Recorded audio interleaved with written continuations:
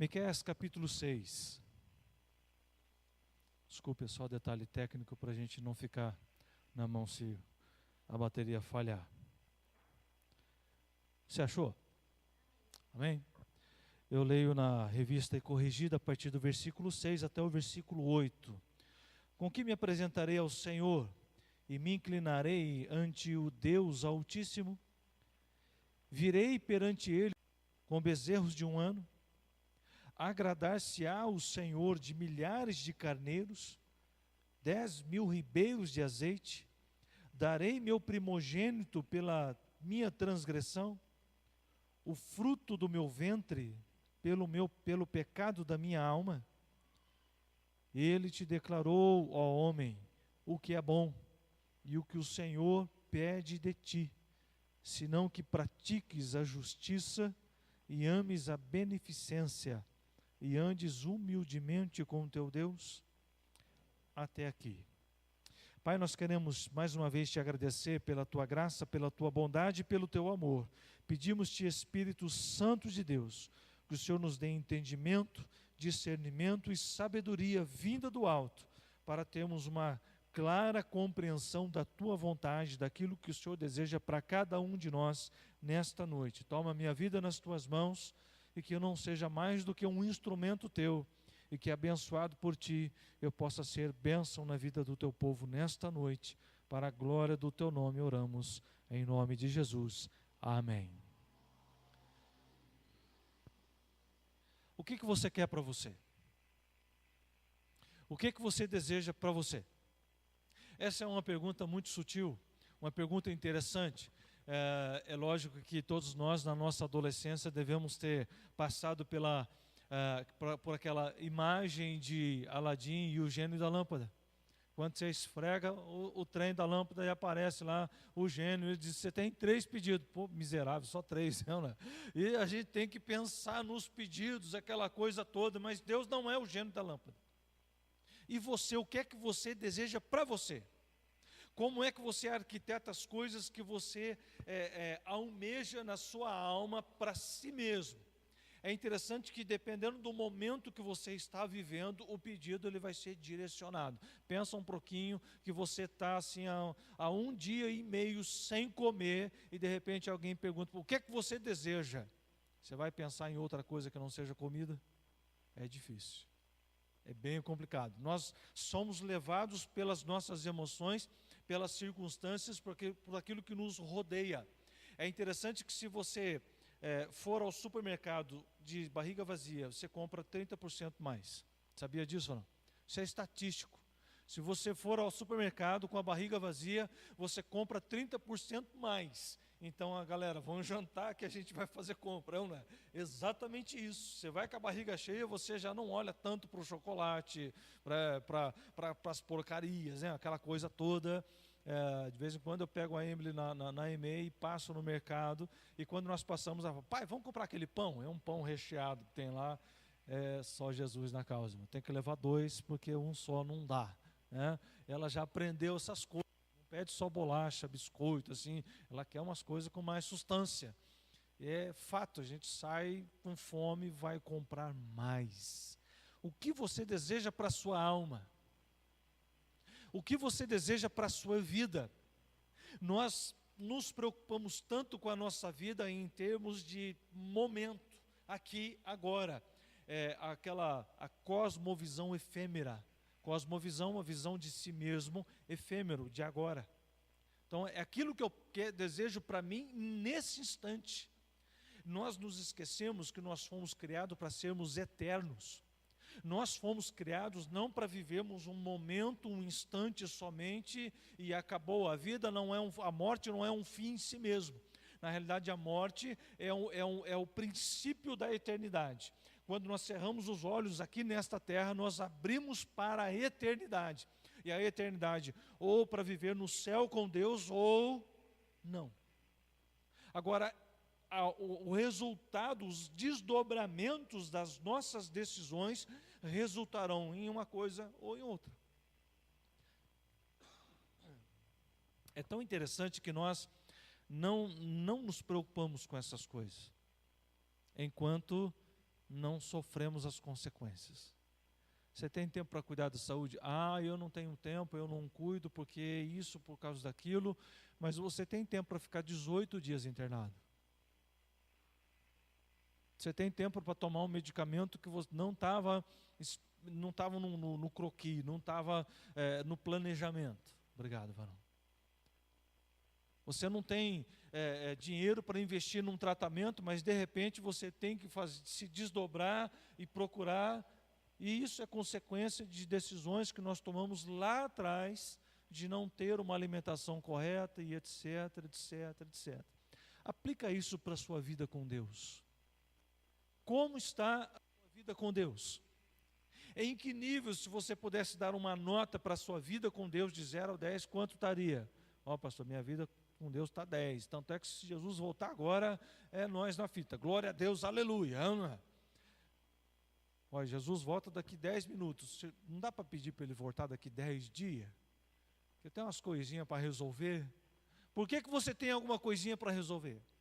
Porque num dado momento da história da sua vida, você começou a viver por si mesmo. Você começou a gerar circunstâncias, a gerar dívidas, a comprar coisas, a adquirir coisas, a ir por um caminho que só você desejava passar por aqui. E é interessante que às vezes nós desejamos sem querer. A mídia faz uma coisa tão intensa na nossa direção, que é interessante que você tem lá 1 minuto de comercial, e naquele minuto de comercial nós somos bombardeados por coisas que vão gerar desejos no nosso subconsciente. E aí você chega no mercado, chega na loja e vê aquela mesma marca e compra, mas você não queria comprar e acabou comprando. Somos induzidos a isso porque a nossa mente está continuamente sendo bombardeada por informações. Mas quem foi que ligou a televisão? Foi você mesmo. Quem foi que se deu ao trabalho de ficar ali aquele tempo todo assistindo um jogo de futebol, assistindo um programa? Se for assistindo novela, você vai falar comigo depois, no final do culto. Novela, pelo amor de Deus, hein? É pior das programações, entre tantas outras. Deus aqui está discutindo com o povo de Israel, que eles chegaram num momento de distanciamento de Deus com tanta força, com tanta intensidade. Deus já havia sido esquecido por eles há muito tempo. Então Deus chama o profeta Miqueias e começa então a arguir, a argumentar, a discutir com eles a salvação deles mesmos. O que eles deveriam fazer para reaproximar de Deus novamente. Deus então começa a argumentar, no começo do capítulo ele vai dizer assim, olha, vamos conversar diante dos montes. Os montes estão aí para que eles sirvam de testemunha, para que eles entendam o que está acontecendo, o que foi que vocês fizeram, vocês se afastaram de mim. E Deus então começa a colocar, povo meu, versículo 3, que tenho feito, o que eu fiz para vocês? Como que vocês podem virar as costas para mim, em que eu te enfadei, em que eu fui cansativo para vocês? É interessante que Deus começa a argumentar e testificar para eles, a partir do versículo 4, diz assim, olha, certamente te fiz subir da terra do Egito, da casa da servidão te remi. Deus arrancou com mão forte do Egito, da escravidão, de 430 anos de escravidão, e Deus arrancou o povo ali. Curioso você observar que as 10 pragas do Egito, cada praga ela era direcionada a enfraquecer a opinião acerca de um Deus egípcio. Se você fizer um estudo das 10 pragas, você vai ver que cada uma delas estava ligada a um dos deuses com D minúsculo, que era venerado no Egito, por conta era um deus específico, e as pragas são exatamente para provar que eles não tinham poder. E o cessar das pragas por Deus, através de Moisés, mostrava que Deus é poderoso. Uma após outra, e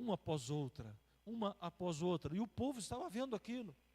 E a última das pragas, a pior delas, Deus pede para o povo imolar um cordeiro, um carneirinho, puro, imaculado, de 1 ano. e pegar o sangue e passar nas ombreiras das portas, para que quando o anjo da morte passasse, visse a marca da promessa de Deus que livraria aquele lar.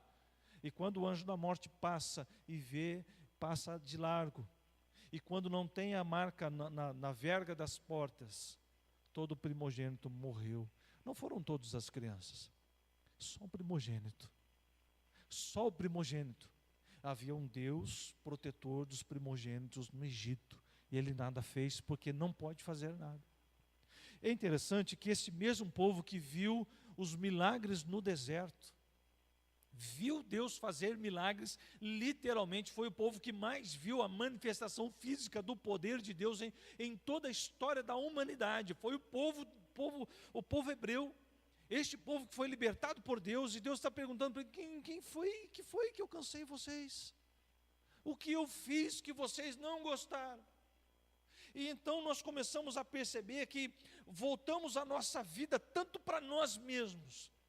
Nós ficamos tão enclausurados dentro de nós, que parece que o mundo gira em torno do nosso próprio umbigo, e esquecemos de Deus. Deixa eu lembrar você uma coisa muito importante: Satanás, o diabo, não quer que você o adore. Satanás quer que você não adore a Deus. Qual é a melhor maneira de você esquecer de Deus? É voltar-se para si mesmo. E quando você se volta para si mesmo, você esquece de Deus, vai criando-se um abismo cada vez maior, cada vez mais distante de Deus. E essa falsa impressão de que Deus não se importa mais conosco, ela é mascarada pelas coisas que nós vamos colocando dentro do nosso coração, e passamos a venerar coisas, e não o Deus dos exércitos, o único Deus vivo. Quando chegamos ao ponto aqui, do versículo 6, o povo então começa a contra-argumentar, dizendo assim: com que me apresentarei, Senhor, diante de ti? O que eu vou usar para me colocar diante do Senhor novamente? Como que eu vou voltar à sua presença? Essa é a ideia. Então eles começam a colocar algumas citações interessantes. Como que me inclinarei diante do Deus Altíssimo? Eu vou chegar diante dele com holocaustos de bezerros de um ano?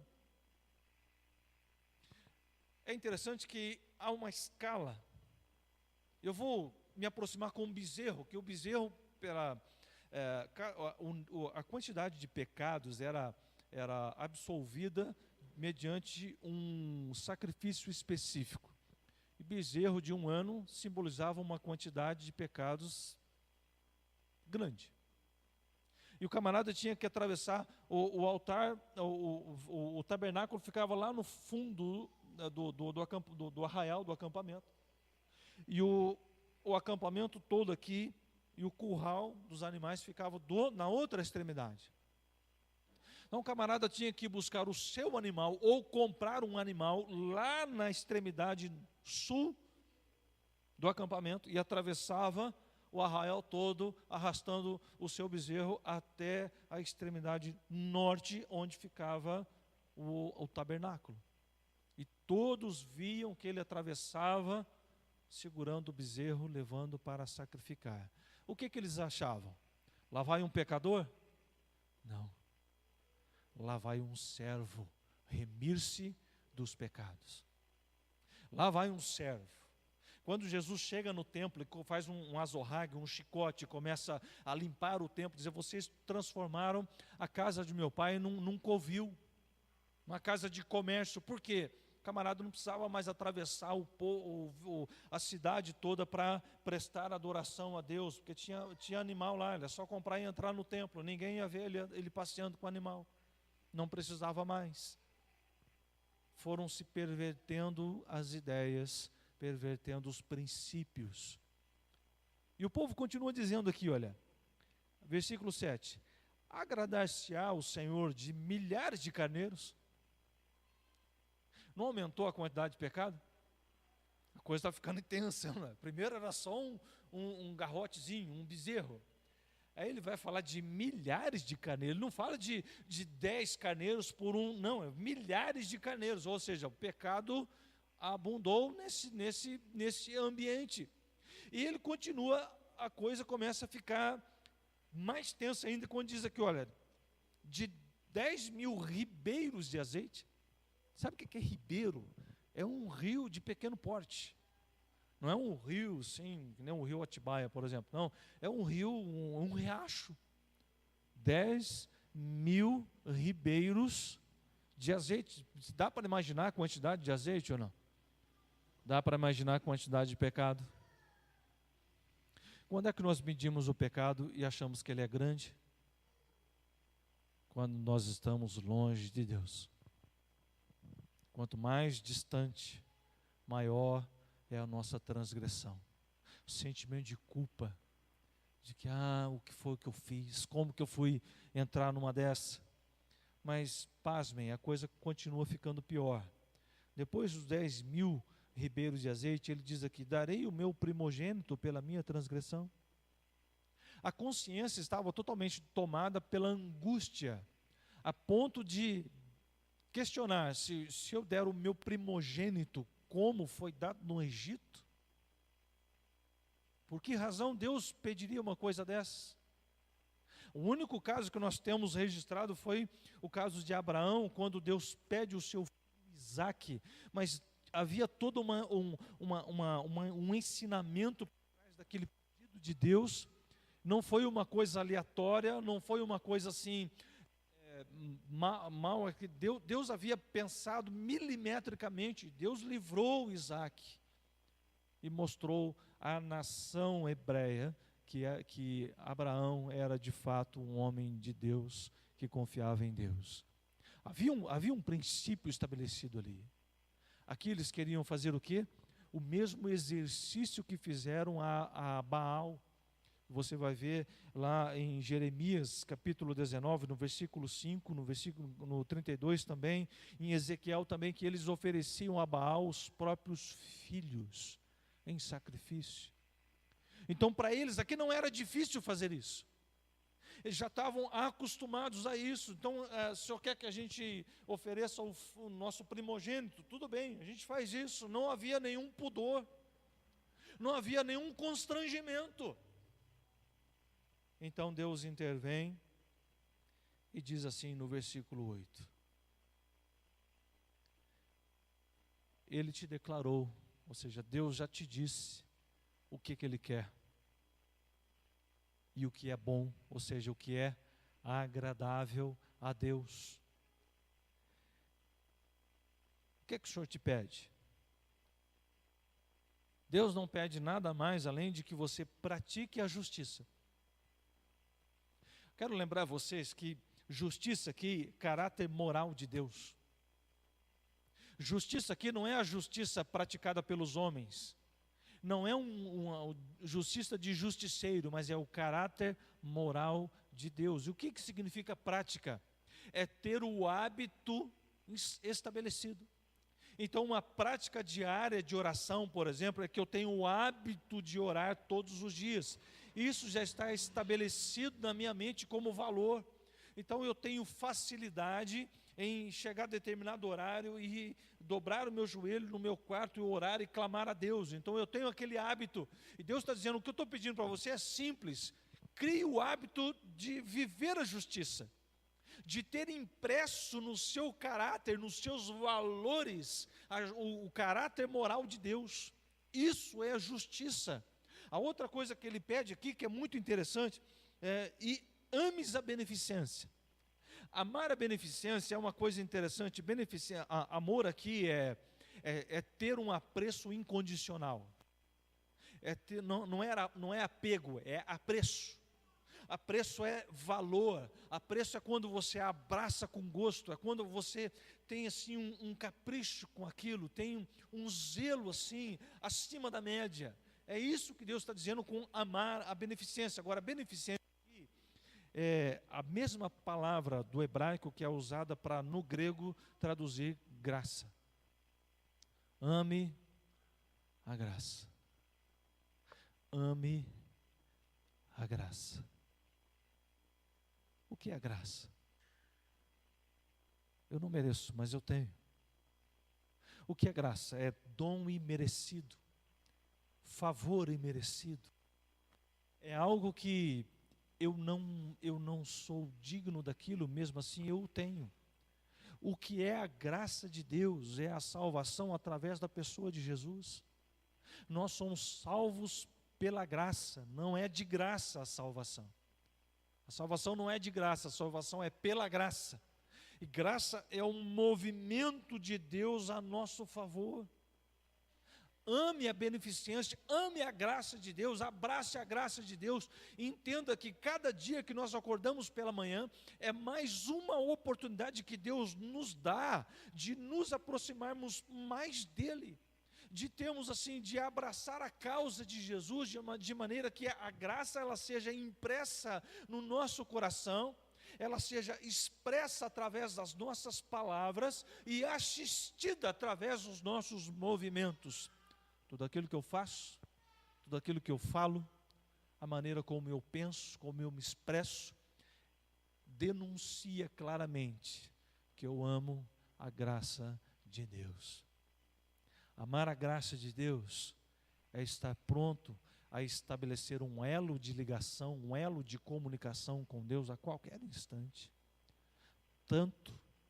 Com tanta intensidade, que Deus pode usar-me aonde Ele bem quiser, da maneira como Ele bem entender, da maneira como a situação pedir. Se Deus olhar para qualquer um de nós, Ele sabe que tem um coração pronto a obedecer, pronto a fazer o que precisa ser feito.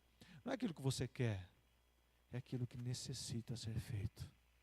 E muitas vezes, coisas tão simples como criar o hábito de viver essa justiça, de viver para Deus, de andar humildemente com Deus. É simplesmente isso que Deus nos pede. Viver com Deus não é um bicho de 7 cabeças. Viver com Deus não é uma coisa assim tão que gera um grau de dificuldade inimaginável. É mais simples do que você imagina. Tudo que nós precisamos fazer é renunciar-se a si mesmo, por amor a Deus. É abrir mão daqueles desejos tão intensos que chegam a tirar o nosso foco, que chega a nos tirar do nosso propósito, que atrapalha o nosso dia a dia. Tudo porque nós queremos.